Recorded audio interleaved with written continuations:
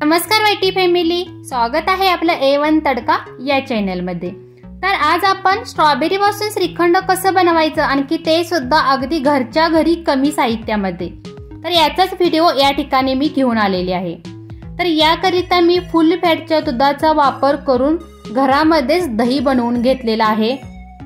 त्यानंतर पुरणाच्या चाळणीमध्ये स्वच्छ धुतलेल्या कापडावरती हे दही काय केलेलं आहे, बांधून घेतलेलं आहे। कारण कापडामध्ये दही बांधल्यामुळे दह्यामधील पाणी नितळण्यास मदत होते। त्यानंतर हे बांधलेले जे दही आहे हे पुरणाच्या चाळणी बरोबरच फ्रीज मध्ये 5 ते 6 तासाकरिता किंवा तुमच्याकडे जर जास्त वेळ असेल तर तुम्ही रात्रभर सुद्धा ठेवू शकता। कारण की फ्रीज मध्ये ठेवल्यामुळे दह्यापासून जो चक्का बनतो बघा, तो अजिबात आंबट बनत नाही।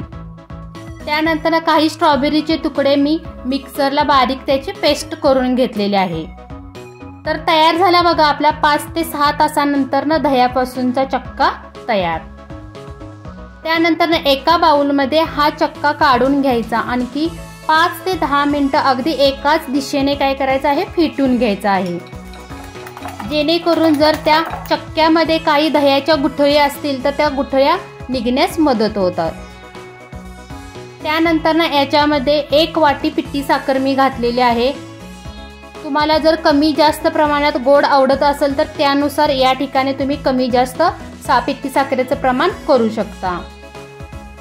त्यानंतर यामध्येच तुम्ही ड्रायफ्रूट्सचे जर तुकडे घालत असाल तर ड्रायफ्रूटचे छोटे छोटे तुकडे करून या ठिकाणी वापरू शकता।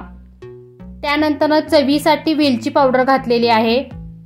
त्यानंतर स्ट्रॉबेरीची पेस्ट, जर स्ट्रॉबेरीच्या सीझन मध्ये जर स्ट्रॉबेरी मिळते पण इतर वेळी मिळत नाही, अशा वेळी काय करायचं तर मार्केटमध्ये सहज उपलब्ध होतो स्ट्रॉबेरीचा क्रश बघा।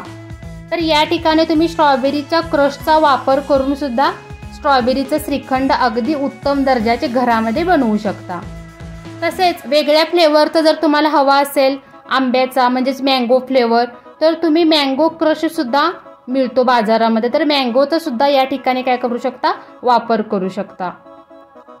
त्यानंतर काही स्ट्रॉबेरीचे छोटे छोटे तुकडे करून श्रीखंड मध्ये मी वापरलेले आहे।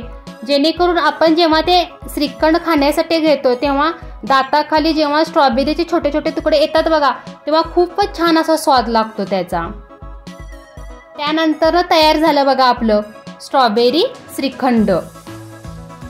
तर तुम्हाला स्ट्रॉबेरी श्रीखंड कसं वाटलं?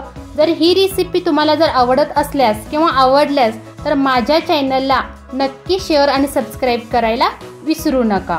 कारण की अशाच नवनवीन रेसिपीचा जर तुम्हाला आनंद घ्यायचा असेल तर तुम्हाला A1 तडका या चॅनलला सबस्क्राईब करा, कारण की अशाच नवनवीन रेसिपीचा तुम्ही आनंद घेऊ शकता। धन्यवाद।